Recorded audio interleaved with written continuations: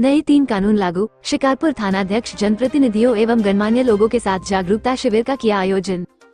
News 9 times पश्चिम चंपारण नरकटियागंज से सफीर अहमद की report.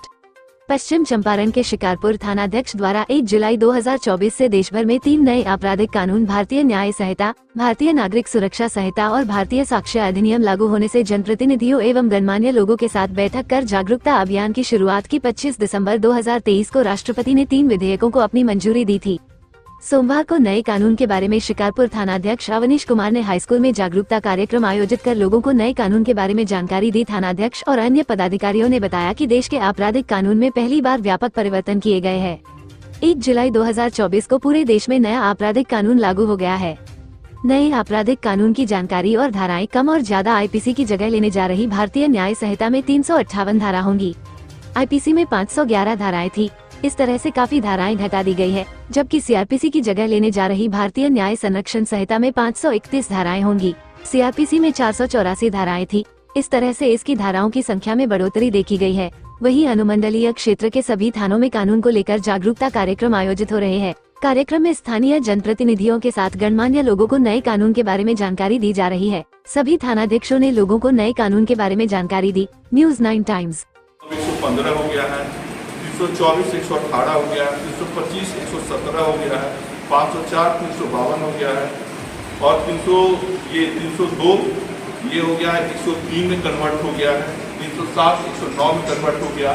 जो औरतों का 498 जिसमें और औरतों को मारपीट किया जाता था घरेलू रिश्ता डोमेस्टिक वायलेंस में, वो जो 498 है वो 85 में तब्दील हो गया। 304 भी है वो 80 में बदल गया। चोरी जो होता था 379 में हम लोग चोरी का केस करते थे, 379 में करते थे, वो अब 303(2) हो गया। चोरी को भी डिफाइन कर दिया अलग अलग। तो 303 में हम लोग चोरी का केस मतलब 379 जिसमें लगाते थे और हम 303 में लगाए।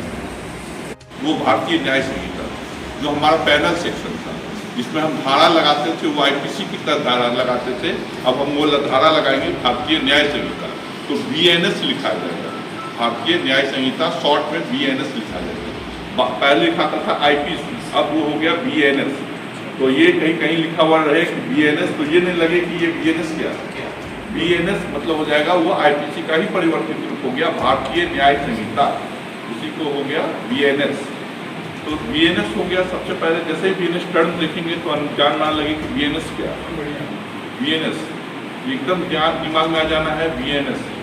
तो BNS मतलब आईपीसी का परिवर्तित रूप। अब उसमें क्या हुआ है कि कुछ धाराओं को परिवर्तित कर दिया गया। पूर्व में जो धाराएं थी उसको परिवर्तित कर दिया गया है। जो पहले जैसे 307 की धाराएं रही, जो मूल रूप से लोगों को बोला जाता था, वो धारा अब परिवर्तित होकर 109 में चला गया। पहले क्या इसमें उद्देश्य क्या हुआ कि जो पुराना कानून था, पुराना जो आईपीसी, उसमें 511 धाराएं थी। 511 धाराएं में से बहुत सारे ऐसे धाराएं थे जो 1958 का बना हुआ कानून जो आज के डेट में एप्लीकेबल नहीं था, उसकी कोई जरूरत नहीं थी, तो उसको हटा दिया गया। अब जो प्रचलित हुए हैं उसके आधार पर कुछ नए धाराओं को जोड़ा गया। जैसे पहले चैन स्नैचिंग की शिकायत नहीं था, अब स्नैचिंग के लिए एक अलग से धारा आ गया। तो ये सब चीज़ के लिए जो छोटे छोटे अपराध, जो नए छोटे संगठित अपराध बना पड़े हैं, उसके लिए नए नए धाराओं को भी एड कर दिया गया। तो उसी को परिवर्तन लाना जरूरी था, क्योंकि पुराना कानून लगभग 150 साल से ज़्यादा हो गया था।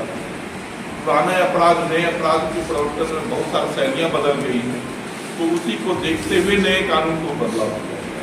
बहुत लोगों को कहना था कि ये भ्रम फैलाया भी गया कि नए कानून के और पर बहुत सारा ये डिमोलिश कर दिया जाएगा, संविधान तोड़ा जाएगा। ये नए कानून का उद्देश्य है कि एकदम साफ नए अपराध जो नए प्रारूप में आए हैं उसके आधार पर नए कानून